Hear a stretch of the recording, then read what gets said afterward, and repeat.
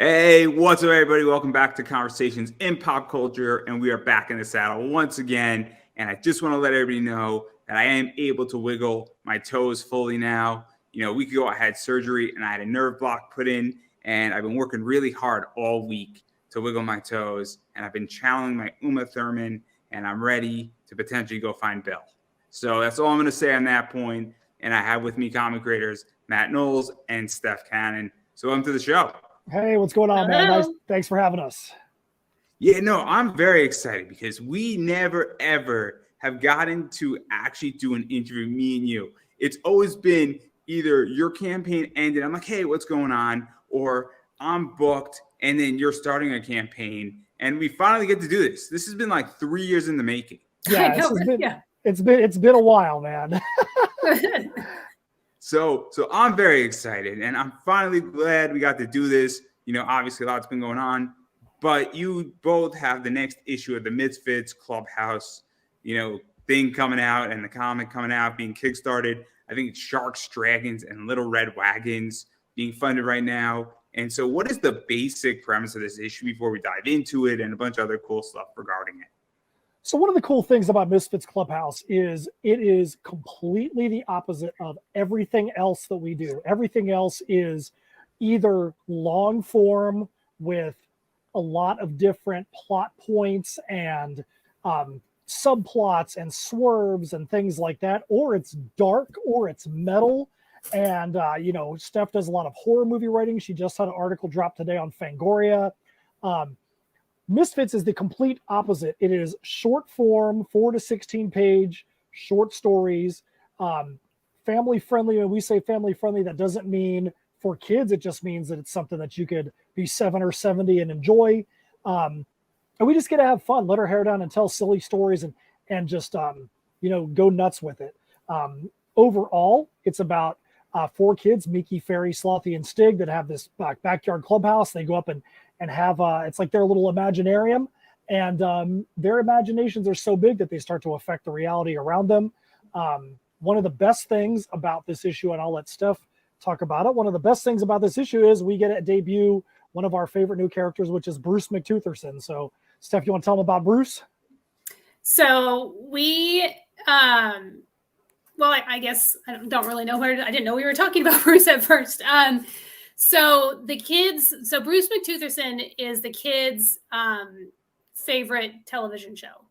And we decided to do, and I can't remember the name because Matt's the one that always pitches this. Fat Albert meets the Fat Albert going to watch the Brown Hornet. Thank you. So it's the kids watching their show, and boy, Matt, take it away. I'm having a hard time with this. I didn't know this is what we were starting with. That's all right. So Bruce actually started from a stuffed animal that Steph owns.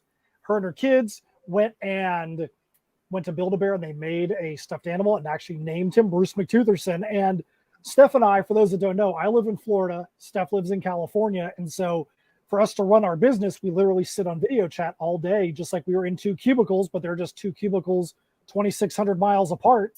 And Bruce McTutherson sits just out of view in where Steph is. And at times Bruce will kind of pop his head in, and we were like, hey, wouldn't it be cool to actually write Bruce McTutherson into a story, because it's a fun name.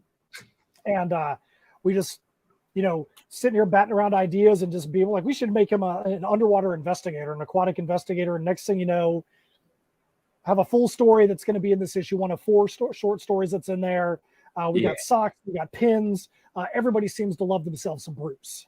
So let's kind of talk a little bit about this issue, because it is 4 stories, and it's 4 separate stories. Obviously, they connect to each other, and we have adventures on the ocean floors. I think that's Beach Bash Bonanza in there. They have confronting a fearsome dragon, Old Man Willows, and even that imagination. And then obviously, you got the Barrel Peril, which is another story. And then you get to the Bruce McTutherson aquatic investigator. And it's really cool because you guys have built out a world now, because this is the 2nd issue of this that's out there. And obviously we are getting to know these kids. We're getting to know their personalities. They all have different personalities. They all have different positive and a little bit negative traits and issues and things that they're trying to overcome, and they kind of support each other. And so what is this like? Because now you're looking at, 2 issues of comics so far, a bunch of different stories, and they all analyze a different part of these, I guess, their world and these children's imagination. And it's really interesting when you look at this, because it's a different way how to tell a story and also tell a larger story. Yeah, we one of the fun things is we like to say you can take all the stories in Misfitz Clubhouse and you can shuffle them up like a deck of cards and throw them out there. And it doesn't really matter the order that you read them in, because each one is self-contained, but there are little tiny things that we're purposely implanting that may not seem like a big deal now, but down the line, we might want to cash those things in and tell a little bit larger story. If we decide we don't want to tell that larger story, we'll just leave those little points in there that are not that big of a deal. But we want to make sure that there is something where if somebody a year from now reads Misfits and they're like, hey, I wonder where this came from, they go back and look at the stories and they might go, holy crap, that was in that story. I didn't even realize that. Oh, that was over there too. I didn't even realize that too. So they can see that we're thinking forward, but we're not putting that as the primary. We're making sure people understand that, like, the first story we ever wrote was called I Don't Want Any Asparagus. And little Miki Mayberry is so upset because her mom is making her eat asparagus. And she's like, I hate asparagus. And she goes completely overboard, talking about if she was a pirate on the high seas, she'd make the asparagus walk the plank. If the asparagus factory was on fire, she wouldn't put it out. Just little things like that. They just get so blown out of proportion. And just think about how in everyday life, we blow things out of proportion. They probably are little tiny things every day. And so we kind of have that same mentality. Like, they get stuck in a pinball machine and they have to play their way out. And they're like, the fate of humanity rests on whether or not they can play their way out of a pinball machine. Does it really rest on does the fate of humanity really rest on that? Probably not. But to them, it does. And it's like, you see things through the eyes of a child, and it's way, way, way bigger than it really is. I just think it's interesting because we're obviously seeing these kids evolve too as well, and even how they're dealing with problems. And, it's super interesting because you built such a knit group of 4 kids and what they're dealing with and, all their personalities. And then we're now starting to see what happens when they need to problem solve or get out of a situation. And it's just nice to see this because, it's kind of wholesome is the nice word to use. I mean, there's a lot of serious comics out there. There's a lot of horror comics. There's a lot of heavy issue comics. And it's kind of nice to see that we're going on an adventure and that something's going to happen. And chances are they're going to be okay. But they also have to deal with how they got into the situation and how they're going to get out. That's exactly right. Always have to have some kind of problem. Always have to have some kind of solution with every story. And then even going further, what's cool about what you've done, and obviously we're going to go back to Bruce here. It's funny because it's a TV show.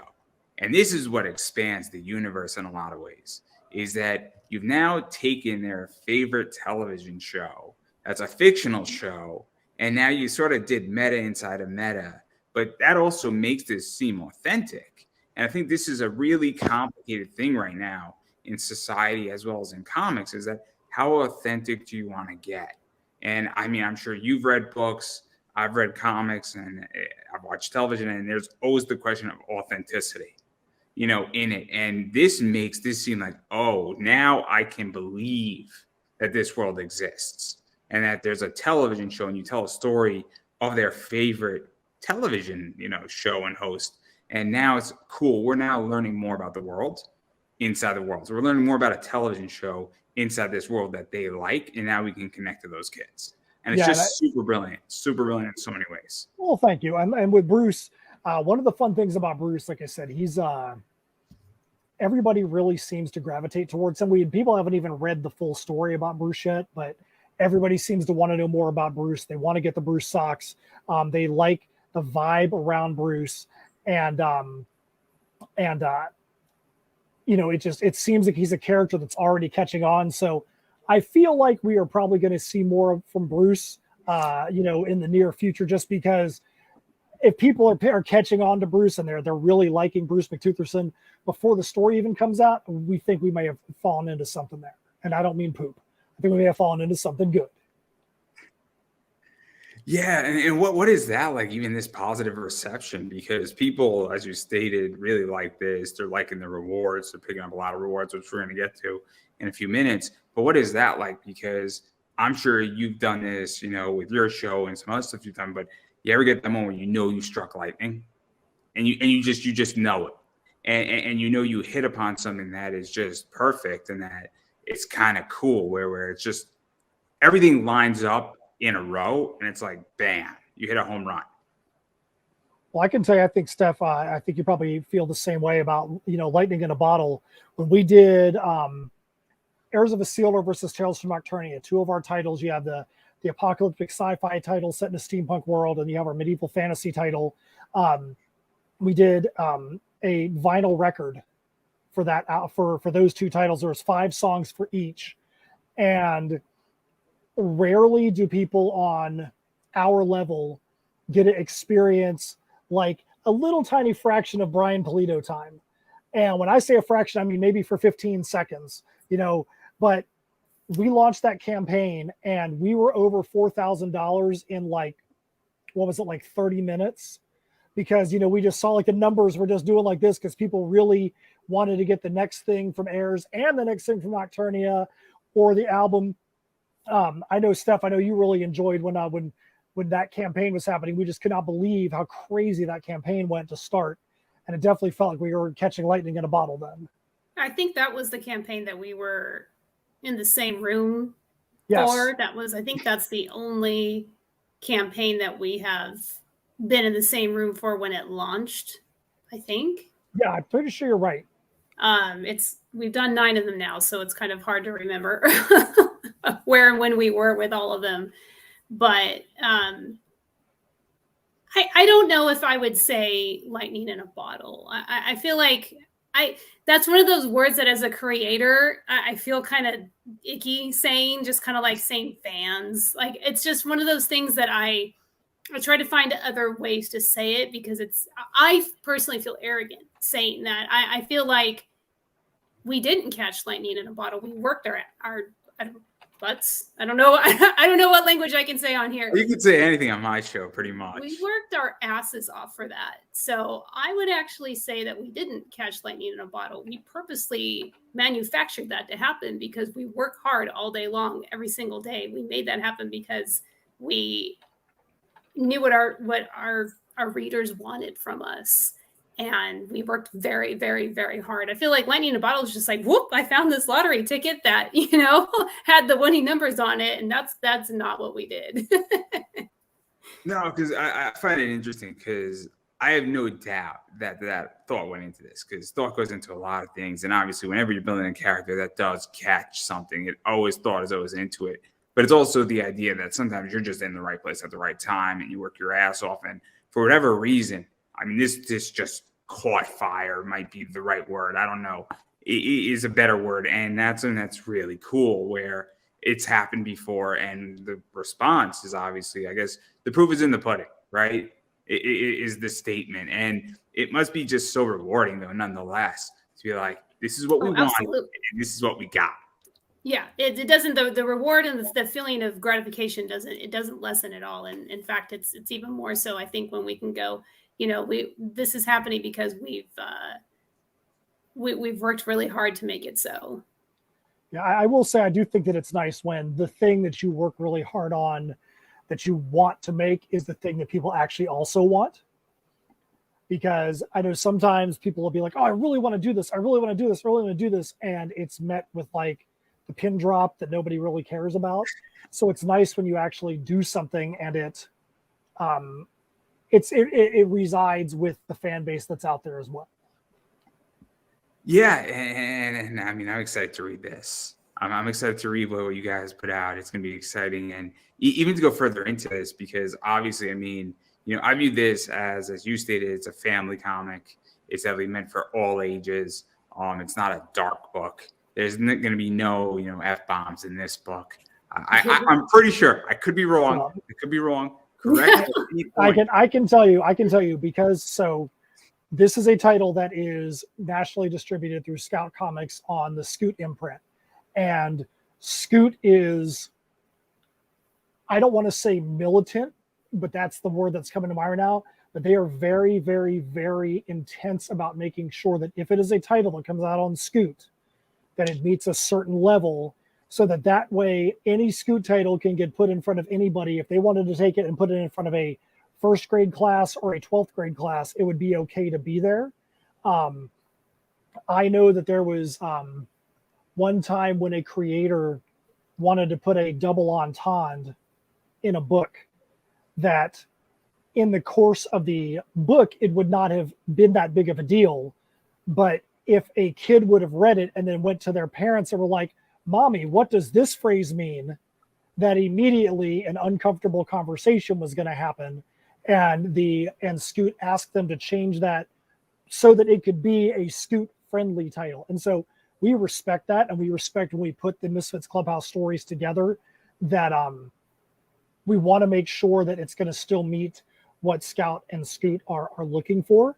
And as we write our stories, we don't feel like we're being compartmentalized in any way, because we know that that's where the stories need to reside. So we're writing them to make sure that they meet what the publisher is also looking for. Yeah, it's the standard that we hold ourselves to as well, more or less. With some of our other titles, we do touch on heavy subject matter that adults go through, like depression, and but the standard that we personally, and that's not to say that there's anything wrong with comics that have F-bombs and every other word, I have written a comic. I had an anthology, a story in an anthology it's a horror anthology, and there's F-bombs in it. That was one of the first things that I ever did that was published. But we just personally don't use that in our stories. And it's kind of been a theme going on now that it would seem weird and see a little sellouty if we were to suddenly create something like that out of the blue. Yeah. And even to talk about this, because obviously you're in Scoot, and then obviously Scoot's an imprint of Scout, and obviously Scout is all over the place. They produce a lot of titles. Obviously they have a lot of, creators. Travis is with them with stuff. I think Pat Chan's with them. And there's a few others. There's a few others that I can't think of off the top of my head. And I know there's a few others that are trying to get in that I know. And what is that like? Because for an all ages book, they're really good at it. I think that's, Scout and Scoot obviously is, secret sauce, because all ages books are hard sometimes. Oh, they're hard all the time. especially on Crowdfunder. On Crowdfunder, oh my goodness, they are brutal. Yes. As we are discovering, well, we know because this is a second campaign that we've done for Misfits, but it's really tough. It's hard. We have discovered too, they're very difficult to pitch. And I think this is where I get tripped up a lot of times too, because there's certain buzzwords that we've agreed not to use, but they're easy to fall back on because, let's face it, the Misfits are for kids. It's very easy to start off by saying it's about a boy and a girl, but that's not, it sounds boring. And so that's kind of been it's just easy to say. And so it's like, okay, no, it's about these and then you just start getting tripped up about it. And some people don't like the word kids comics or all ages comics. And I'm to the point now where I'm like, I don't know what to call it. If you're alive, go read it. At this point, I don't know anymore, because it seems like every buzzword is not the right one to use. And that's what kind of makes me a little bit crazy about all ages comics, is that there's a lot of stuff that can be counterintuitive to what you're trying to pitch it for. And so it's just, we're still learning. Well, and like I like to say, we're all adults, but we all are kids at heart. And there are certain cartoons that if you're flipping through the channels and it comes on, you're going to stop and watch. If Wreck-It Ralph comes on, or Gravity Falls comes on, or Toy Story comes on, and you're flipping through the channels, you're going to stop and watch it for a little bit. Not because you're like, I can't wait to get some entertainment that was designed for 5-year-olds. This is fun. I resonate with something in this story as an adult. pulls on something because people always see themselves as younger than they are, and it takes them back to a different time. That's how we try to construct the things we do in Misfitz Clubhouse. Our mantra as a company, as In Symmetry Creations, is we want to create characters you can relate to and universes you want to escape into. And that goes across the board. It doesn't matter if it's Heirs, if it's Tales from Nocturnia, if it's Misfits, if it is the new story that we're working on right now, if it is an anthology piece. We always want to find a way for people to be able to relate back to something in the characters, so that way they can escape for a little bit. We're in a society right now that's got a lot of problems. Inflation is out of control. The country is divided. The world is divided. We're going to talk about all that. I promise. So I mean, all that. We haven't got into the controversial stuff yet. Come on, man. Why are you ruining this for us? Oh, sorry. I mean, all that stuff. We want to escape for a little bit, right? So, if you're not writing a little bit of an escape for people to go and have fun in your story, then what are you doing with yourself? Yeah, so even to go further into something that you mentioned, where I mean, obviously you have other titles beyond this one, and one of the things that's interesting is that when somebody has a very adult title, and then they have an all ages or a kid's book, obviously sometimes dad or mom comes to the table, and then they're bringing their kid there, and so that's something that's very interesting that I think a lot of creators are now trying to figure out, is saying, I want something for everyone at the con. And so what is that like too? Because I don't know if you've experienced that. And because I know certain people say, look, crowdfunding a children's book, for lack of a better word, or an all ages book is incredibly hard and it sucks, for lack of a better word. But when I go to a con, they sell out like crazy and they do well. And that, you're pitching it. And I obviously just had Todd Kelly on, who has done well with his book. And so, obviously he's going to do very well at cons, and then he has an adult book at the same time. And so, what is that like? Because I don't know if you even tested this yet. I don't know how the first one did. I don't know exactly what you can and can't do, because the book is picked up by Scout/Scoot. So there are some limitations, I think. And so what is this like? Because I know nothing, and you could say, I plead the fifth. No, I think it depends on the show and the convention as well, and the demographic, because there are some shows, and the majority of the shows that we're doing right now are in Florida. I'm flying across the country to go to Florida shows, every 6 weeks or so, sometimes sooner than that, because Florida has a ton of shows, and they have a ton of creators as well, and I think that sort of goes hand in hand, but. There are a lot of shows that we do in Florida that are smaller shows that are collector shows. I mean, some of them even have the word collectors, in the name of the show, where you're going and it's like Funko Pops and a bunch of comic stores that have long boxes full of comics, and then there's like a few creators. That type of show you're not going to see, especially if they're not heavy on the cosplay. You're not going to see a lot of families go to. You're going to see collectors going to it. You're going to see older people that might have a little bit more money than younger people. And so we kind of gauge it by the type of show. That type of show, we might focus more on Heirs of Isildur, our steampunk title. If we are going to a show that's a little bit bigger and more well-known, that you're going to have more families there. We do one of our shows that we're heavily involved in is Spookala, which is a horror convention in Central Florida. And it's actually in Matt's hometown of Ocala, and they're going to be expanding out to Tampa in October. That is a horror convention.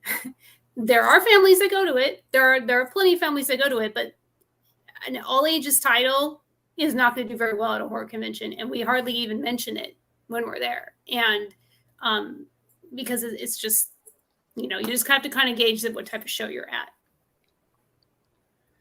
Yeah, and also I think one of the things is also economics as well, and that's another thing. I think this is one of the biggest things. I was just speaking to somebody, I can't disclose too much, but about an ad rate and read that's coming up, and I asked what is their budget, what is their economics, because I offer a bunch of different services, and if somebody's looking for $100, it's different if somebody has $1,000 to spend, and what can be done. And, obviously, I can go from anywhere from $5 all the way up to $100 for a different service.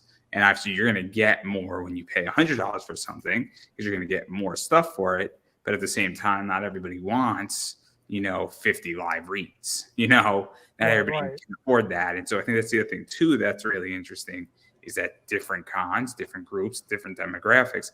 I think it's a big problem with creators that they don't understand that you have to build products that your audience can afford. Well, absolutely. Build products that they can afford and that they want to actually have. We do a lot of shows at steampunk conventions, and we've been guests at quite a few steampunk conventions. And if you're at a steampunk show, you better have a title on your table that is going to appeal to that demographic. It doesn't mean they won't buy other stuff. But if your core isn't that, then they're going to be like, well, why are you even here? We wanted to go to a steampunk convention. Where's the steampunk in your titles? Granted, we do metal music, and on our steampunk table, there's metal music out there. One of the things that we try to do, even when we're doing anthologies, we try to make sure that everything still, even if stretched, can be on the same table with our heads held high. We don't want to have any product that's out there that we have to be like, don't let little Johnny see that. We want to make sure that anything that is picked up, Steph and I are both parents.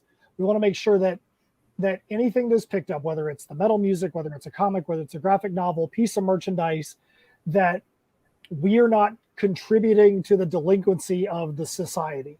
We are wanting to make sure that we give every single person the same opportunity to escape into a world that they can become better for being a part of. And if we can do that, then we've done our job. Yeah, and then even going into this, because you open up the door to cons. I mean, the two of you put on a show at a con, for lack of a better word. We try. Very polite here in the way I've described, because I don't know how to describe it without being overly offensive. So hopefully I haven't crossed the line yet. Now I'm wondering. There are many, many ways I could describe it. I picked the least offensive that I thought. Anyway, all jokes aside, what is that like? Because at this stage in the game at cons, you either need to know how to sell your product, either needs to know how to sell itself, or you need to have something that says, hey, look at me, not that guy across from me. And because at this point, so many products are good and so many things are well done, and that indie is professional, for lack of a better word. I think it's a good way how to put it, where I think you can put up a bunch of indie books against a bunch of Marvel, DC, and Image books, and you might not be able to tell if you just stripped it and put, white covers over them, who wrote what, and took out, who wrote it and the art behind it. And so what is that like? Because when the two of you show up, obviously in steampunk and putting on the show and having a really cool booth, it's a game changer in a lot of ways, because it at least makes people stop. And that's half the battle, I feel. Well, I can tell you that, and I know this is going to sound funny when I say this, but part of the fun of dressing the way we do at shows is, I always tell people, we dress that way so we look like twins and you can't tell us apart. And me being 6'3" and Steph being 5'0", and I used to say that my goal was to weigh no more than twice what Steph weighs, and that's like so far out into the distant past, I can't even remember when that even was anymore. So to even make a comment like, we dress the way we do so that way we're twins, you can't tell us apart, is just fun. I mean, how often do you get to walk into anything and wear flamboyant, insane, ridiculous crap and have somebody else that's wearing it? So like, if we're both wearing it, I could be on another side of the building and somebody could see me and be like, oh, that guy and that lady over there, they do something together. Yeah. Or they see her walk past, or like I'm on a stage being an MC and they see Steph walking around. Oh, I bet you she's affiliated with that guy that's on the stage, so without us even having to say a word, it's almost some silent advertising. Well, and I think to kind of expand on what you were saying too about, getting people to stop at the table, which is half the battle, because it really is. I mean, and there have been times I don't notice it as much now because we've evolved the way that we've dressed. It used to be full steampunk, and it still is sometimes, especially if we're doing a steampunk show. But we've gotten more crazy with our outfits and we match more. But back when it was full on steampunk, I feel like there were some shows that we went to that people literally thought we were just cosplayers. Like they just saw our outfits and they just went fit like blind over like everything else that's at our table because it's very well advertised that we're writers. But there's a fine line between, and this is these are two things that we say a lot. You don't want to be a carnival barker. People do not like that. Okay. And that is not the way to get people to buy your stuff. We have been at tables across from people and next to people that have been that way. And they may think that that works for them, but that is not an attractive business model that anybody really likes. You don't want to be, if I've paid money to go to a con, I don't want to be yelled at to come and check out your book. In fact, I'm going to avoid you at all costs. But you also don't want to be the person that's like sitting back on their phone, not even looking up, looking bored to be there. Because no one's going to want to come up to you. You have to be excited about your title as well, but not so excited that you're screaming at somebody down the road to come over and check out your book. Yeah, and we want to make sure that like when we leave the show, we want the person that put the show on and the people we were around at the show to be like, hey, those two were pretty cool. We'd like to have them back next time. And like she was saying about the carnival barkers, I know one specifically. Obviously, I'm not going to name that person, but I know that they stopped being invited back to shows because they were making life miserable for the people around them. Because, I mean, I remember one show where a person was doing this and people like looked down the aisle. They're like, oh, crap. And you could see them turn. They didn't even want to come down the aisle because there was the person basically like with the megaphone, you know, trying to like forcibly reel them in to come in. It's like, dude, you don't have to do that. Now, granted, they might have made a few more dollars than us, but in the long run, is it really worth it? Yeah, I think it's tricky. I think it's very tricky because I think, you know, unfortunately, people are trying to break even. And I think people, when you go and you put money and you hope that you break even, and, you know, can be nerve wracking in a lot of ways when you're dropping. I don't know how much the table is. I haven't written a book. I haven't ever tabled at a con. I used to do panels at cons. Got my free badge, very happy. A broke college kid wanted to go to a con, figured out how to do it. Best That's the way to do it. Yeah. And then and then Mike the Baffle wound up getting me beer money indirectly. So there you go. That's a different story for a different day. But great individual indirectly. He just doesn't know it yet. But what is this like though? Because I think that's where it also comes from, but also knowing where to sell and how to, you know, get somebody's attention, but also not overstep. Because when somebody's spending $90 at a con, they don't want to be guilted into buying something or forced to buy something or roped in or tricked, maybe is a mean word to use, but, you know, I guess ushered in and not really feel comfortable to get ushered out. Like, because it goes down to the idea of how do you sell in reality. And I guess con etiquette is a good word. You know, con etiquette it's a tough thing because I don't think Steph or I, either one of us would say we know it all because we don't know squat diddly. No. There are shows that we go to that we're like, dang, it'd be nice if we could ever make 1/10 of what that dude made. Yeah. All we know is that we try to be nice to people. We try to make sure that what we have on our table is easily understood as to what it is. We try to make sure that we are enjoyable people to be around because a lot of times people just want to come and hang out with you and talk with you. I mean, a couple of years ago, and this is absolute fact, a couple of years ago, we had sold more of our metal albums to senior citizens than to actual metal fans because there were times we would go to our steampunk shows or we'd go to shows that skewed a little bit older. And I will never, ever forget. We had this one dude at a show, rolled up on his Lark, drove on up and tell me what you guys got there. And we told him about everything. And he was like, I want one of everything. We're like, okay, you do know this is a metal album over here, right? He's like, I don't care what it is. You guys are cool. So I want one of everything you guys have on the table. And we're like, okay. We let him know it is definitely not going to be his kind of music, but I like to think somewhere that dude is like a total metal fan now. I'm telling He's you, like going to concerts and stuff because we made him. I can just imagine him at the grocery store putting that CD in on his Lark and rolling up and down, getting his Milk of Magnesia and everything else, repping up some metal music.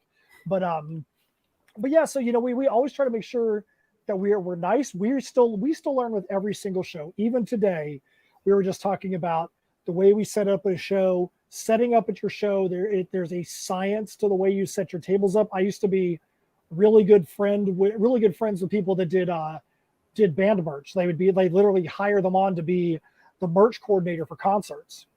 And they're like, there's a literal science to that. Like for when you're at a concert, where do you put the booth? What stuff do you put out for people to see? How big do you put the prices? What stuff is on the table compared to what's on the wall? And there's a science to how they do that. And we try to impart that in what we do as well. And we still learn because we've got tons and tons of products. And sometimes we have too much. Sometimes there's too many things at a table. And when there's too many things, people can get sensory overload. So we try to pull some of that stuff back a little bit and say, what are the items we want to focus on? And sometimes it's trial and error. And we just have to be mature enough and adult enough about it to say, hey, you know what? We tried that at the last show. It didn't really work. We will always do a post-mortem, whether we are doing the show together or, a lot of times there'll be shows like I'm doing a show this Saturday on my own for us in Clearwater, Florida. I guarantee you after the show is done, Steph and I are going to be on the phone and we're going to have a post-mortem about, hey, here's what I tried at this show. We talked about this. I think this worked. I don't know if this other thing worked. The crowd coming in was this type of crowd. And we always will go through those different dynamics to see if what we're doing is appealing to the crowd that's there. Yeah, no, I think it's very interesting, which that obviously, I go through a lot of my work. I go through a lot of my interviews. I even look at my store on eBay and I'm like, cool, what is selling? And then I also look at what repeat buyers are buying.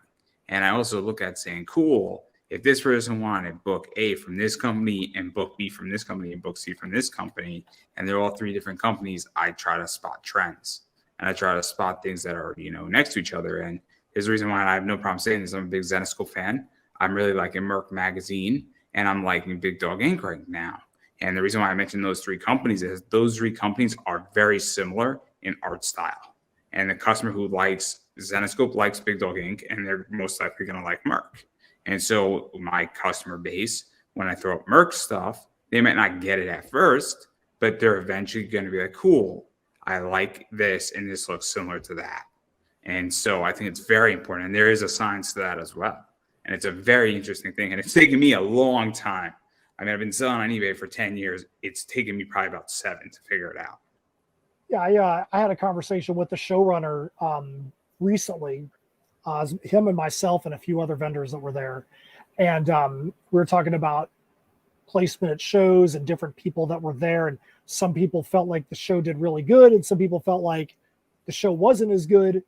But he was like, I think a lot of times vendors and people that are tabling have to look back at themselves and say, did I not have a good show because of the crowd wasn't buying?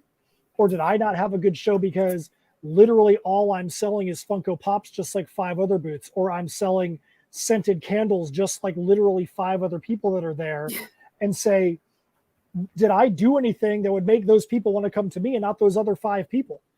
And if what you're selling is not appealing to the crowd that is there, like if you were trying to sell something on eBay that wasn't something that normally people go to eBay for, then is that the seller's, the buyer's fault, or is that your fault as a seller for expecting something from a crowd that they never were going to buy in the first place? It's the seller's fault because I'm perfect, but that's not the point. I can roll with that. I can roll with that.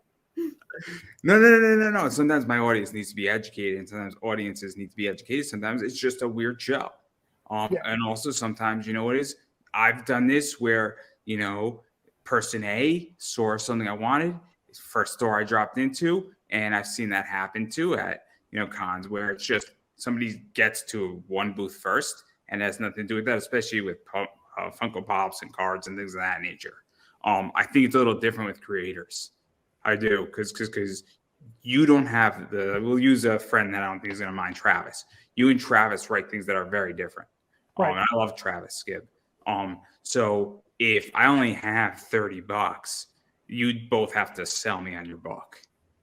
Where that's the differentiating factor versus, if you're selling a Funko Pop of Goku, I'm a big Dragon Ball Z fan, and the same guy has another one. It's just, and you're both the same price. Does it really matter? It's whoever I got to first. Right. And I think that's the issue where in that case, you need to have different merch. Yep. And that's why I can tell you, when we do Kickstarters, one of the conversations that Steph and I have every single time is, what are the things that we can put in this campaign that the people that are at the top end of our fan base, and when we say top end, we mean the people that are going to buy anything we put out there. What are the things that we can put out there that are going to be quality, that are going to have those people going, man, I can't wait to go get that excellent thing and add that to my collection. We always want to make sure that we are being cognizant of the fact that there are some people out there that are spending a lot of time and a lot of money on what we do. And we want to make sure that we take that responsibility seriously to make them awesome, awesome products. That's why we partner up with a leatherworking company that has done, I think, 6 or 7 different unique branded leatherwork products for us. I mean, they've literally made leatherwork stuff. They've gotten stamps made that have got our symbols on there, so that like people can get D&D dice pouches that have got our symbol on there, or dragon masks that have got our symbol on there, so that way people are getting really high quality merch. But we also know that not every one of our people that are buying from us are going to be those people. We know that a lot of people are going to be entry level people that just want to see what we're about. And that's why, when we do a book like this, all the Heirs of Isildur stuff coming out now, they're all perfect bound. So even if it's a comic, they've got a spine on the side of it so they can go exist on the shelf next to your trade paperbacks and your other books, because we want those things to be able to exist in a level that is going to be different than a normal comic. Misfitz Clubhouse is a normal comic. Heirs exists in the graphic novel realm, so we want to make sure if it's always got that spine so it can be there. Yeah, so let's actually talk about this, because this is something that, is fascinating to me. And I ran a Kickstarter and I got destroyed on it. Brutal. I did fun, but I learned a lot. Trial by fire, guys. And when I come back, obviously I'm going to learn a lot more. And I'm sure people are still going to criticize me, but everybody wants to criticize me anyway, so it's all right. I take criticism with pleasure and a smile on my face. It means I'm doing something right. But that's the thing, is that Kickstarter is a privilege. It's not a right. I find that your local comic shop picking up comics is more of a right than a privilege at this point. I mean, obviously it's all a privilege in the scheme of things, but for most of comics histories, LCS has been more of a right than Kickstarter has been more of a privilege. And you need to stand out on Kickstarter. And you mentioned, leather work. Obviously you have socks on this one. And there, you need to have something that makes you say, boom, this is different. Stretch goals are a big one. I've seen people do music stuff and they've done guitar picks. Like, that's different. And so at a certain point, what is that like? Because having a cover A, B, and C, you need to have kick-ass covers. And I'm going to show them in 1 second. Obviously, this is one of them right here. I promise yours will not come cut off. I just want to make that crystal clear.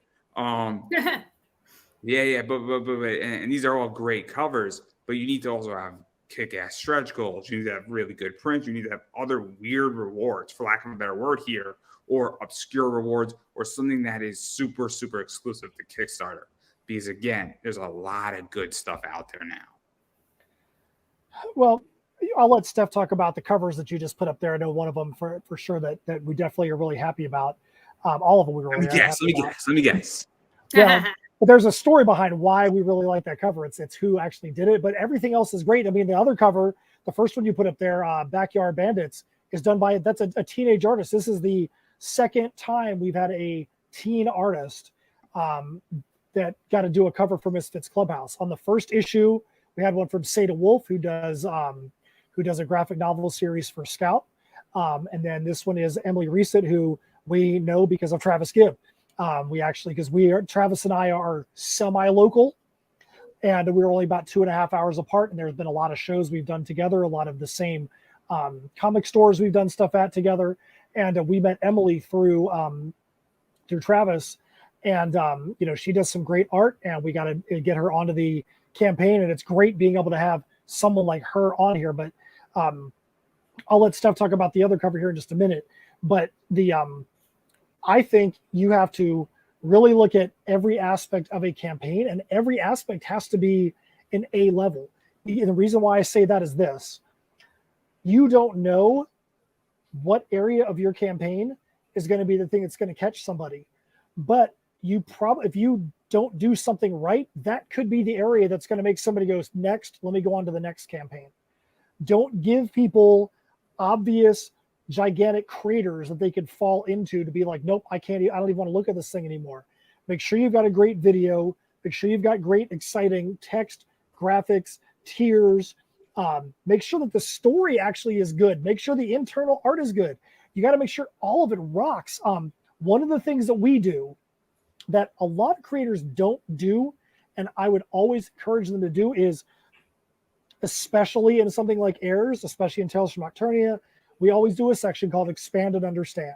So if you're getting a book from us, there's always going to be a couple of pages that we've got additional character bios or additional scenery bios, so people can understand why that character actually matters. Things that we want them to know, but it would not have been right to try and put it into the story. It would have been like trying to just forcibly shoehorn it in, and it would have made the story not as good.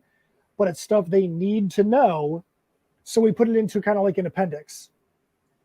And there are some people that just love that. We have a more of an appendix that you can get to through a QR code on our website. And people really want to know those things. So, try to make sure every aspect is as good as it can be. Now, like I said, Steph, I know you want to talk about the Bruce McTutherson cover and the artist behind it. Yeah, no, I just think you also, one of my biggest pet peeves, and then sorry, and I'll let you it's fine. that awesome cover. But my other biggest pet peeve on Kickstarters is when they're too complicated. I like Kickstarters that have 12 rewards in that or under. And it sounds weird, but it gets really chaotic when you have 50 rewards. I hate to say it, but like, you're now giving me choices, and it's like, I don't want to have to spend 15 to 20 minutes figuring out what I want on your campaign. I should be able to come to your campaign, and within 5 to 6 minutes, I should be able to get in and out on what I want. And I should not be confused. And when you have normal cover, risque cover, nude cover, foil nude cover, and you have legitimately 7 of the same types of books ranging from $20 to $100, I get confused. And maybe I'm the only one, but it's like, maybe you should put that into backer kit or as an add-on, some of that, and you should simplify, because I like complicated stuff, but there gets to a point where it's overcomplicated. But that's just my biggest pet peeve. And I like simple campaigns that really only provide a few options. But that's just me. And that's something that I'm taking into consideration when I run another one at some point with a comic, is that maybe I only want 8 or 9 rewards. Well, I think on that note, you need to, if you have a lot, because we always have a lot of tiers, but there's a reason for having a lot of tiers. Like if we're on issue 3 of a series and we've had 6 covers for each one, we might have a tier that's just the foils from the different ones. But I totally get what you're saying. There are sometimes you go to a campaign and you're like, what are they even selling? I don't know how many pages this book is. I don't know if it's a book or a comic. I don't know if it's a TV show. They just say, hey, buy my stuff. And you want to make people feel like they know what they're spending their hard-earned money and spending their time on. It's just a pet peeve when I've been through campaigns where there's been 60 rewards on it, and I'm like, why? There's no good reason why there should ever be 60 rewards on a Kickstarter. There's no good reason. I'm sorry. At that point, you have a lot of content, and there's this little thing called add-ons and backer kit or whatever else you call it, and that's what that's for. But I digress. Let's talk about cover C. So this cover is with Bruce. Here I am. This cover is with Bruce, who we talked about earlier, and it's by an artist named Peter Raimundo, who is a former Disney animator during the Disney Renaissance. So he did work on Lilo and Stitch and Mulan and Emperor's New Groove and Princess and the Frog. And we attended Collective Con in Jacksonville, Florida with him and his family, because he is now writing and illustrating his own children's books. And a few of them are kind of ocean themed. He's got Third Grade Mermaid, and he's got one called I'm Not a Fish. And we've been attending these cons with him and have been neighbors with him and have talked with him. And we have been saying for several years now that we really wanted to get him to do a variant cover for us. We just needed the right niche, essentially. And our all ages title is perfect for him, and we knew that with it being Bruce and him doing some aquatic themed stories, that he was the perfect fit for it. And we gave him very little direction, which is always nice with an artist, and he knocked it out of the park. I mean, he really gave some personality to our characters. So I love that cover. Yeah, and what is that like? Because I hate to use this word, but there's a concept called clout and validation. And, obviously, I mean, I sell variant covers on eBay and I do well with it. And the reason why they sell is it's the way the cover looks and it's the artist. And it's the fact that there's limited runs on them. And I am well aware of it. Some people love me, some people hate me. Some people say that I'm the problem with comics, and I get their argument. But I'm making money doing it. So at the end of the day, it's a business and I enjoy what I do as my lucrative side hustle. But what is that like? Because when you do have somebody who worked on, a very relevant time in Disney, a lot of people's childhood is rooted in what this person did.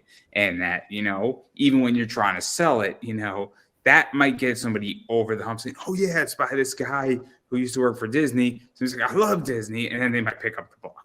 And so what is that like? And then also when you bring in people, it does help to sell and give you guys credibility, whether you need it or not. I hate to say it, but in this business, to some degree, sometimes you need that credibility and that validation. Oh, 100%. I mean, I'll tell you, probably the most interesting thing we ever had happen was, we had Walter Osley come in and do a series of Garbage Pail Kid homage covers for us. We did a regular run. We did a foil run. It was 3 different characters from Heirs of Isildur and Tales from Nocturnia. And they're all based on the most famous Garbage Pail Kid of all time, which is Adam Bomb. And we had a guy one time that messaged us, and he had asked if he could still get the ones from the previous campaign. And there was something about the message that kind of ticked something off in my head. And I'm like, this is interesting. Well, then we got an order in from somebody, and I was like, Steph, look at this. Do you see who this is? I'm like, I wonder if that's who it actually is. And so I messaged the person back and I said, are you really this person or are you a fan? I said, because I am not that person, but I am a fan. And the person said, yep, it really is me. This is Adam F. Goldberg from the Goldbergs on ABC. I've been a Garbage Pail Kid fan since the 80s. Every time I see a Atom Bomb, whether it's a real Atom Bomb or an homage, I have to have it for my collection.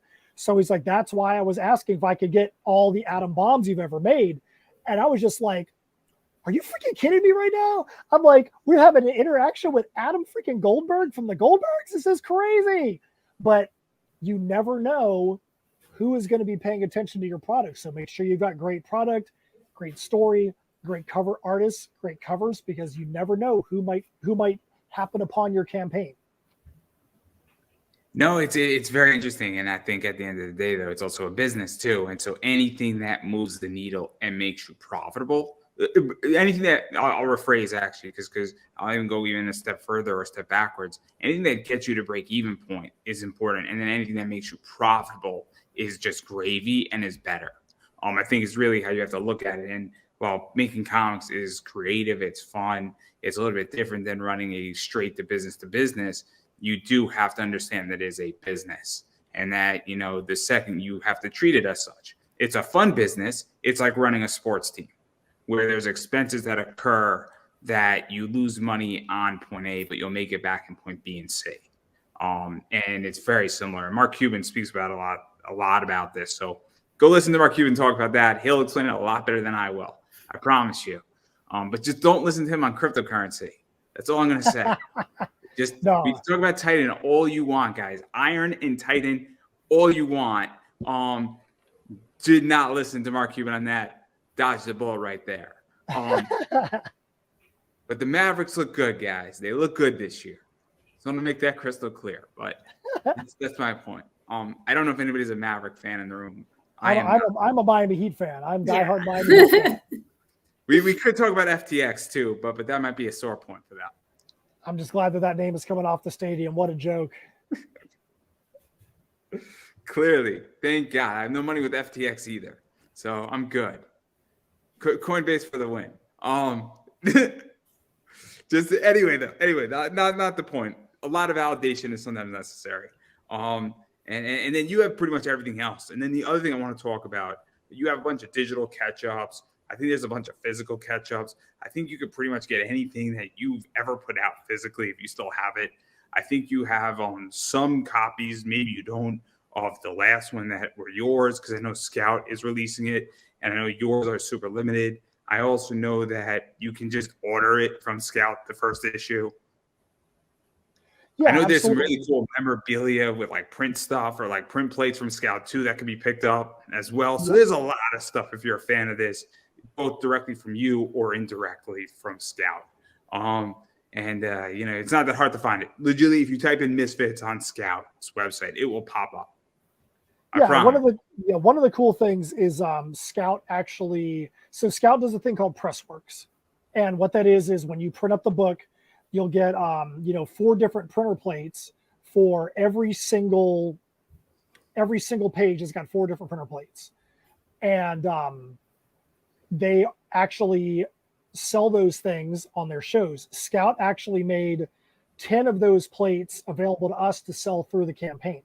So, and these are plates from a previous release on Scout. Obviously, it's not for this one because this one right now is only printed up by us. It'll be released through Scout later on. But that's part of the partnership we have with Scout. Where they're like, hey, look, if you guys can sell some of the printer plates on the campaign, that's good for you guys. You guys are making money. We're making money. So why not do it? But like you said, we always try to make sure that we've got a way for people, because who knows, this may be the first time they may hear your show, and the first time they ever heard anything about us is this campaign for Misfitz Clubhouse, Sharks, Dragons, and Little Red Wagons. But they may go, hey, they were talking about that steampunk title, or what was it? They were talking about that medieval fantasy title, Tales from Nocturnia. We want people to have the least number of steps possible to potentially be able to get something from us that they possibly can. That's why we do a lot of times have more tiers than a normal campaign. But it's so somebody, if they come in and they're like, you know what, I just heard about these guys. I want one of everything. Like I want like all the Airs books, the Nocturnia books, or the digital catch-up, that it's there for them. So that way we look at it just say to help them be less confused about what the options are. It's very interesting. Me and Pat Chan were talking about this, not last night, but maybe 6 months ago, where Pat makes so many of his titles available as add-ons. Yes. And the reason why is that I have money at weird times in my life. So every July I'm broke. For whatever reason, it's always weird where I am money drained in July. But then in September, I always have a surplus. For whatever reason, it's happened in the last 5 years. So if somebody launches a campaign in July with me, I'm probably not a backer. So if you have it on as an add-on that I can get a basic one, then it's a no-brainer for me to pick it up, and I'll wind up picking it up in September. And I don't think I'm the only one, and maybe everybody else has a different, economic cycle, but I think it's so important to do that for so many people.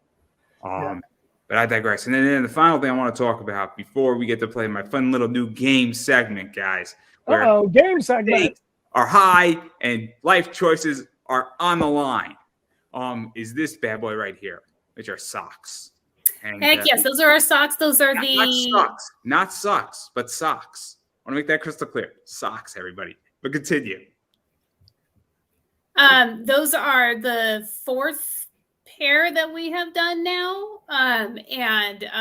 These are awesome. They're incredibly comfortable. They're incredibly soft. I am wearing a pair right now. None of these because we don't have those in yet, but we will very soon. But one of our previous pairs, and they're amazing. And the cool thing about that is people that have gotten the socks, either whether it's been from one of our campaigns or just bought them at the booth from us, have posted on Facebook, and with, like pictures of them wearing the socks and talking about how comfortable it is. And then we've had other friends that have popped in and commented on their posts saying, yeah, I love the socks too, I have them. So that right there is as good of a selling point as you need. So the socks are great. Love them. And it's just one of those items that does stand out, because I haven't seen many people do socks as far as comics. We've seen a few people that have done socks lately, and I'm like, I know where they got that idea. We did it first. they might have socks, but are their socks as cool as Bruce McTutherson on socks? They Probably aren't. not. Hey, you know what? Imitation is the highest form of flattery. So, but yeah, if you see campaigns coming out with socks now, we did it first.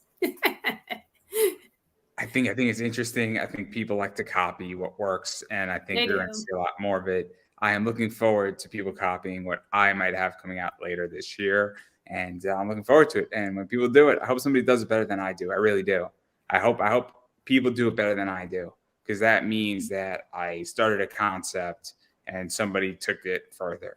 And as long as it's progressing comics and growth, I am more than happy to have helped contribute to that.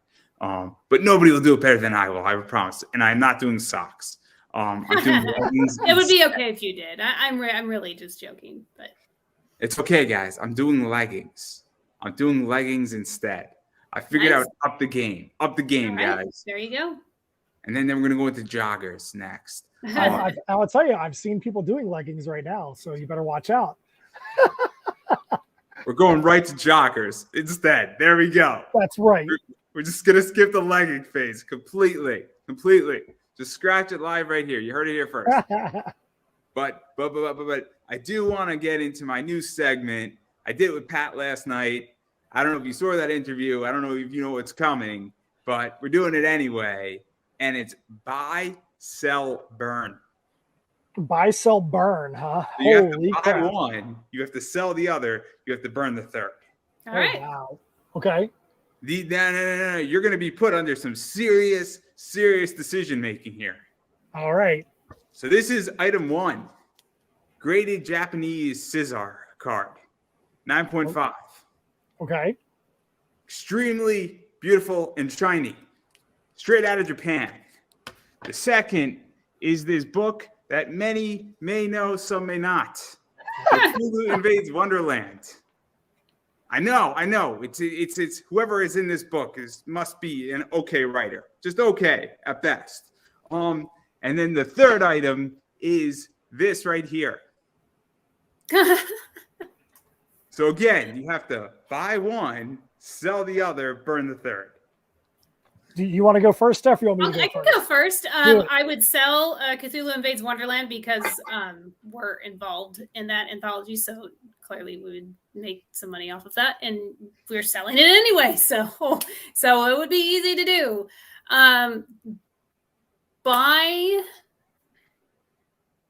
Honestly, I just want to sell the card too, because then I would make money off of that. I'll be completely honest. I have no idea what that card is of at all.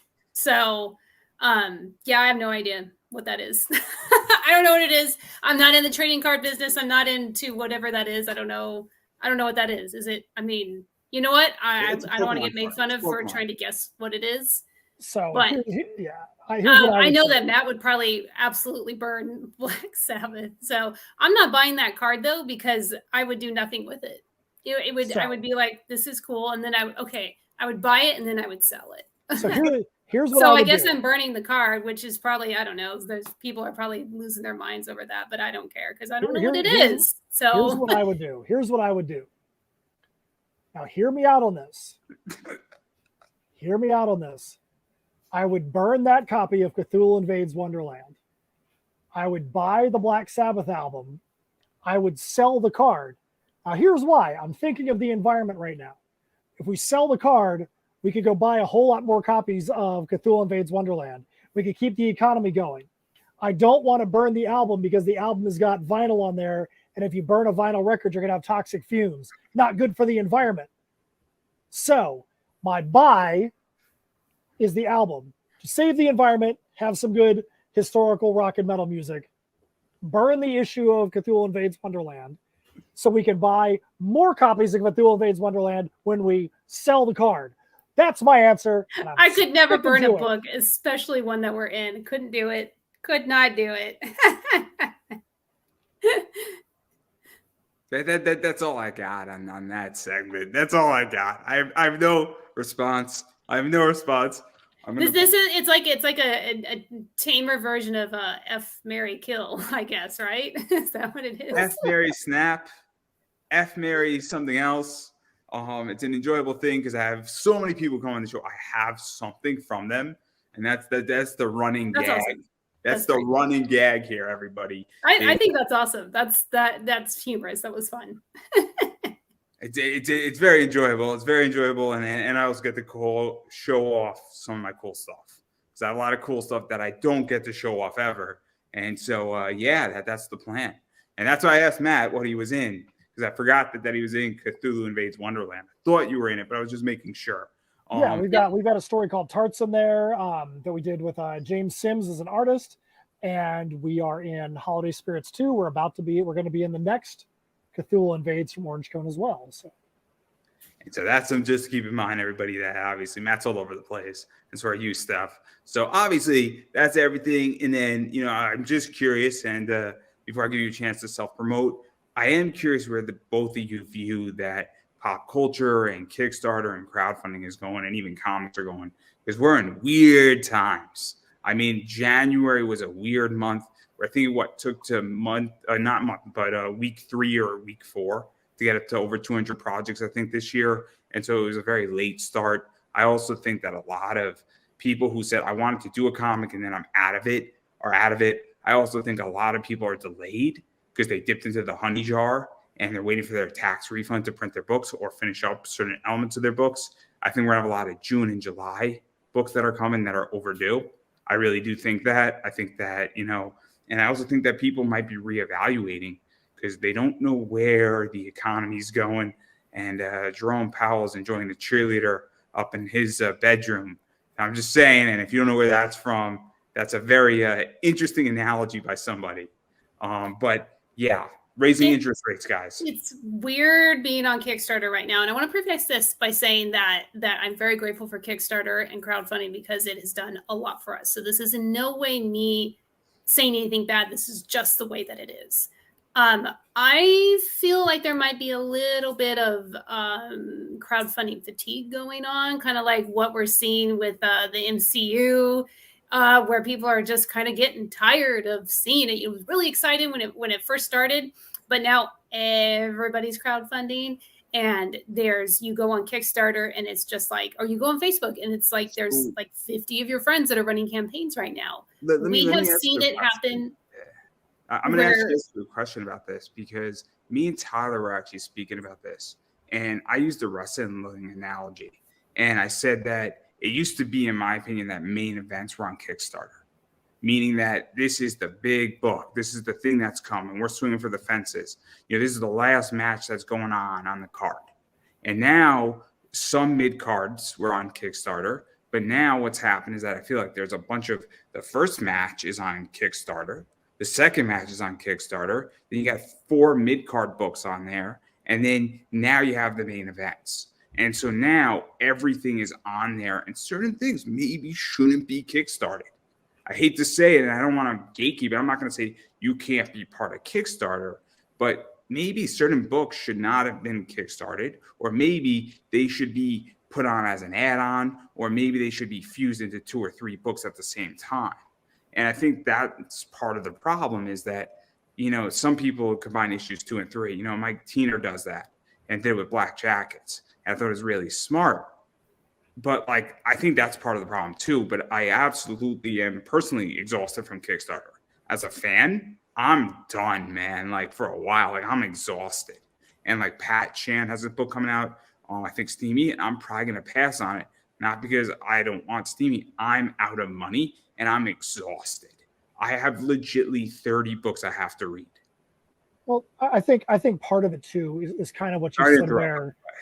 I think there are so many books that are out right now. I think I can tell you right now, even if the metrics don't say that this is a record time as far as the number of projects on Kickstarter, the number of projects that are visible on Kickstarter right now is more than I can ever remember at this level.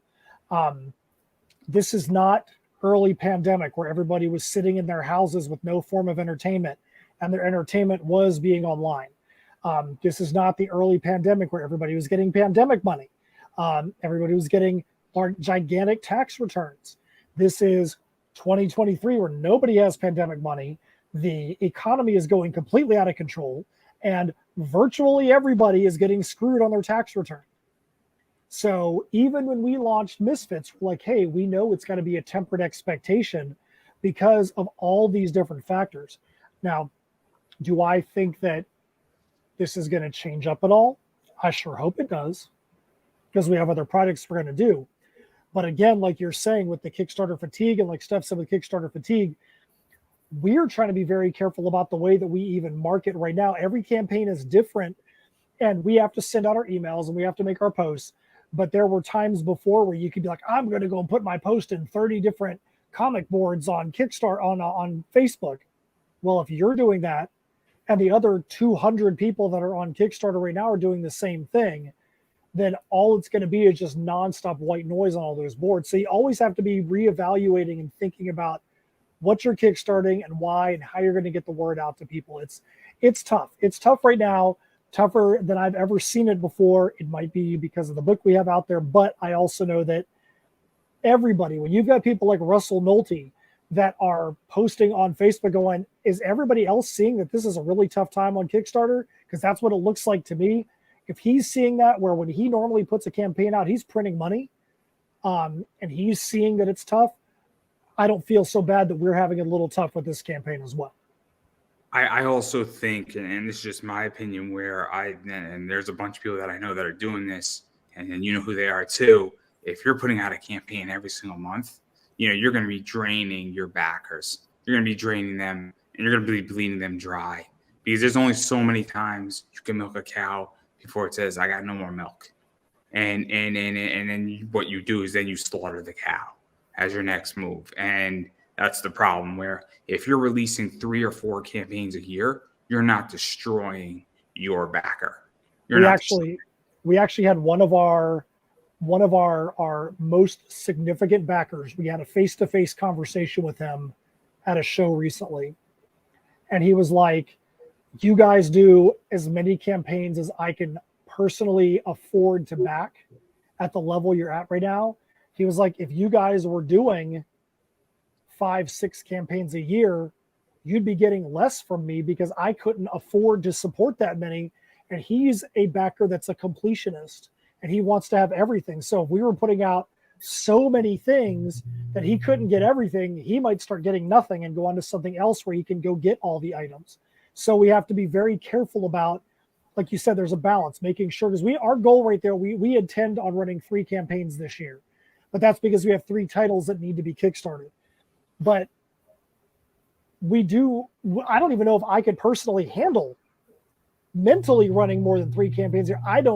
People that are running 8-10 campaigns in a year are more of a man than I am, more of a woman than Steph is, because I would go crazy. I'd lose my mind. So how they can manage that many, I just don't get it. I mean, I'll be very honest. I could barely handle one. The one that I ran, I could barely handle it. And I don't, when I do another Kickstarter, I might do 2 a year, and they're going to be 6 months apart from each other purposely, 6-7 months apart from each other, because I'll be really honest, it's stressful. And I have a day job. I run another business, and this is another full-time job. Meanwhile, I'm doing interviews on top of it. I would like to sleep, and I would like to have a nice night of sleep. Yeah, exactly. It sounds weird. It sounds selfish, but it was very, very stressful. Oh, it's not being weird or selfish at all. I don't think that in any way. I think that it's saying, hey, my mental health actually matters, and I need to be able to not lose my mind while running this campaign. And so, but I'm also going to go in with a different intention in a lot of ways, and my goal is going to be low because I have other avenues to sell. Obviously I'm going to be selling at cons. I'm going to be selling on eBay, and I know exactly what I'm going to be doing. And so I'm well aware that I don't need to raise $5,000. If I raise $500, I'll be just fine because I can incur the costs through other means, which also reduces stress. When your goal is low enough, it's also a different battle plan too. But I digress. I think it's very, very interesting. And I personally think we're going to be in this cycle for the next year. I really do. I think it's just one of those things where every 3 or 4 years, we're going to have a weird year on Kickstarter, weird year in crowdfunding, and then things will slowly get back up normal. And then things will then go backwards, 5 years later and so on and so forth. And I just think it's the natural cycle. But I could be wrong. But, I'm exhausted. I'm exhausted from Kickstarter. Personally, as somebody who backs, I am done tired. And I'm now being beyond selective, and I'm getting solicitations every single day of people launching. I'm like, you guys realize I'm tired and I'm broke, and that, economically I'm tapped out and it's not your book. There gets a point where I say enough is enough. Yep. And I don't care how good it's a tough world. I don't care how good your book is. I am done. And I'll be happy to read a bunch of other stuff and reread a bunch of comics I have, because I'm exhausted, and honestly, I am sick of it to some degree as well. Well, I will say this: regardless of how sick of Kickstarter you are, I am glad. On that note, back on Kickstarter. I am glad that you have allowed us to be able to promote the thing that we're doing, because it is still a part of the economy, just like eBay. eBay is always going to be there. Cons are always going to be there. Campaigns are always going to be there. You just have to find a new way to be able to market that, a new crowd to market it to, and bring the people there. I mean, one of the best things as a creator, especially I'll tell you, one of the best things for us being able to run Misfitz Clubhouse on Kickstarter, one of the things we respect about Scout is that they understand that costs have to be met. If you're on a publisher, you probably are not going to be meeting the expenses that are out there just to produce an issue, because art expenses to put an issue together are absolutely insane. If all you're hoping for is to put the issue out through a publisher and be able to get money back to pay for the artist, that's not a good business plan. So it's good that they allow you to be able to kickstart the issue, put some exclusivity on your version of it, and you can make some of that money to pay for the artist that you've had and the other expenses that you have that are there. So that's why we're really glad that Scout has given us the ability, even though we're signed with the publisher for this title, they do give us that ability so that way, when they are putting the title into distribution, it's all gravy for all of us. There's not art expenses to be had. There's not, a lot of those other things. And one of the things that has been said, which I agree with, is if your publisher is worried about the couple hundred people that you support on your Kickstarter cutting into their bottom line to the hopefully 4,000 to 10,000 people they're trying to sell your issue to, then they're worried about the wrong thing, because this Kickstarter should not be harming them. It should be helping get the word out there. So, like I said, that being said, we hope people will go up there and take a look at the people that are not tired of Kickstarter. We hope they will go up there. I'm just saying. I got you. I need a break. I need a break. But you know what though? And I think that's a valid point, because let's say that you were our fan base for the last 3 campaigns we ran. You might still be our fan, but like you said, you're tapped out. If we're not trying to find other people to come and back, then we're just going to be tapping that base out. So you always have to be trying, always have to be looking for new people and new things and new ways to get your crowd involved and find new backers that are out there. And that's what we try to do.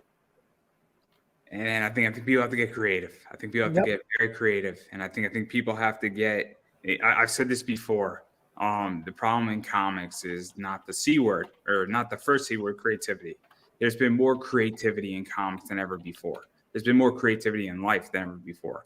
One of the biggest problems is cash flow. It's also backer growth, where, defining success, and I don't know the answer to this, is it money or is it backer count? And I've heard both arguments. I've heard it's both. I've heard that people say, I would rather have a lower number met on my campaign, but have another 50 backers.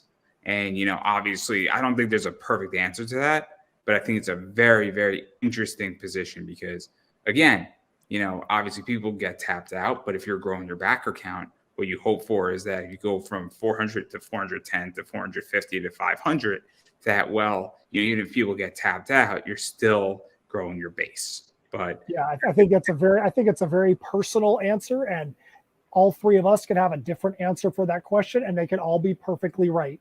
As long as whatever success is to you, you're attaining that. And that's what my personal is. If it's different than what yours is, hey, we can both exist in the same world. Oh, no. I mean, I don't have an answer at the moment. Yeah. I don't have enough data on my own thing. I mean, I did one campaign. What I find for me just on YouTube is growing my subscriber count and getting more views on my content and getting more watch time. Means success. Money is not the thing that's driving that right now. But definitely in my eBay business, more sales is obviously success. But that's also extremely linear. But I digress. I do want to give you a chance, both of you, to self-promote yourself. Where could people find you, follow you, back the campaign? For those who are ecstatic about Kickstarter, where could they go back this campaign and all that fun stuff? So by the time this airs, or by the time we get to the end of this, we're going to have 7 days left on the campaign. We're going to be ending next Thursday, March 9th. Misfitz Clubhouse, Sharks, Dragons, and Little Red Wagons. We are only a few $100s and a few backers away from 2 different stretch goals. We'd love to be able to get there. We'd actually love to be able to best the last Misfits campaign we did by $1 and 1 backer. If we get there, that's going to be super awesome. And we'd have to find something super cool to do for that. What it would be, who the heck knows, but we'd figure it out. But we are very thankful for everybody that's back so far. If you think that I'm totally cool, or you think that I'm a dope and that Steph is totally cool, whichever one of us you would like, or if you like us both, there's room for that. We would love you to come up there and become a backer of the campaign, just so you can also become a part of the Clubhouse crew and a part of our fan base. So that way we can maybe meet you guys at a show, we can interact with you. But yes, we are super excited and super ecstatic about this campaign, about the stories. Like you said, you got Beach Bash Bonanza, Old Man Willow, you've got Bruce McTutherson, Aquatic Investigator, Barrel Peril, which is your opportunity to get drawn into this issue. And what makes this a little different is that you can get drawn into this issue, but know that this is at some point going to get released by Scout Comics. So you have the opportunity to know, you might be able to walk into your LCS at some point and be like, I want to go pick that issue up. Why? Because I'm in that issue. Who gets a chance to be able to do that? You might be able to walk into any comic book store in the country and go pick up your own face off the shelf. That in and of itself is a reason to go to tinyurl.com/misfits2. That's MISFITZ2. Again, the campaign has got 7 more days. It'll be done next Thursday, March 9th. We'd love to have you come up there. There's catch-up tiers. There's socks. There's even Excited Bruce pins. You can get yourself an Excited Bruce McTutherson pin. There's stuff from Airs. There's stuff from Tales from Nocturne. There's stuff from all the different titles we've done. We'd love to have you come up there and be a part of our campaign. Boom! I don't know if Steph, you have anything that you want to add, or where can people find you? I think that he sold it pretty well there. But if you want to see the other titles that we have and some of the other things we've been up to, you can follow us at insymmetrycreations.com.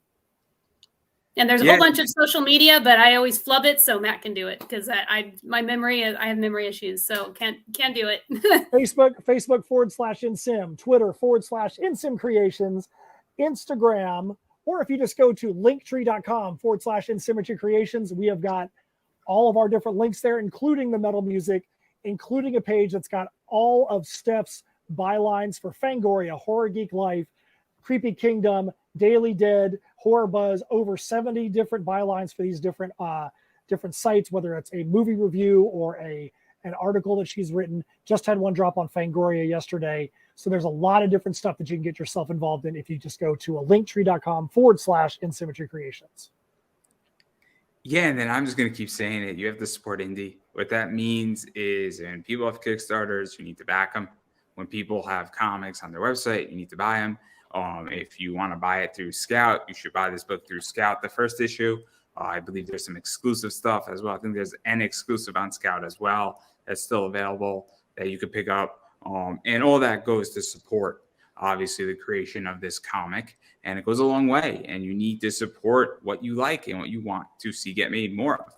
Or if you want to see it get made faster, obviously, the more money something has, the faster it goes for the most part.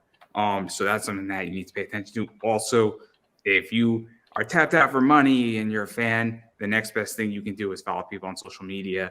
And so that's another thing that goes a long way too. Sharing it out, as well as just engaging with people on social media makes a huge difference. And you don't know what type of difference it's going to make, but it could very well be a game changer. I've seen it, and there are people, and there's one person in particular who has actually gotten a movie deal because some director saw our interview. And so he's producing like $100,000 film.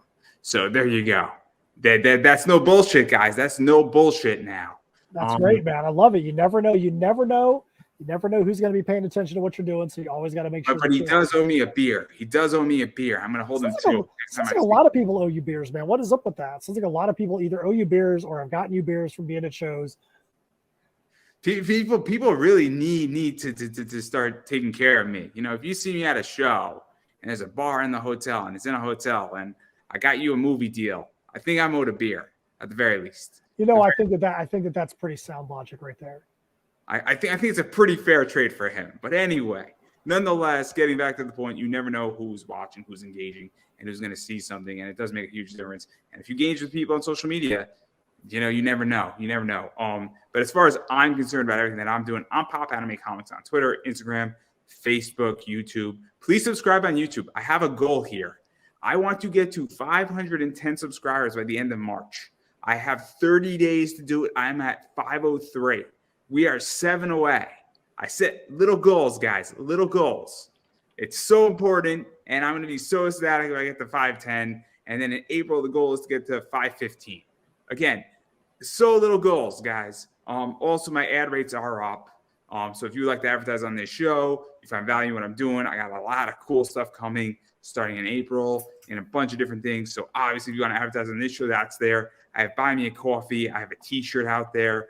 And yeah, I have everything going on. All my links are in the description down below or up above or to the side. You can check out what I do. It's much appreciated. Or if you just want to say hi to me, I'm always open to saying hi. I love conversations. So feel free to hit me up on any of my social media. Just don't hack my Instagram account again. I would greatly appreciate that. And on that note, I'm going to give you guys the final word. Well, definitely appreciate you having us on the show tonight. I know, like I said, it's been a couple of years. We've been trying to make this happen, so I'm glad we actually made it happen finally. Again, hope you guys go up and take a look at Misfitz Clubhouse, Sharks, Dragons, and Little Red Wagon. 7 days left on Kickstarter. And if you were a fan of Heirs of Isildur or The Perilous Prospects, book 2 is going to be shipping soon. If you missed out on that campaign, like I said, go to linktree.com/InSymmetry Creations, and you can go to our web store and you can pick up a copy of that as well. So, hey, thanks a lot for having us on the show tonight, Andrew. Really, thank you so much. And even Bruce says thank you. So you ready? Thank you for having us on the show tonight.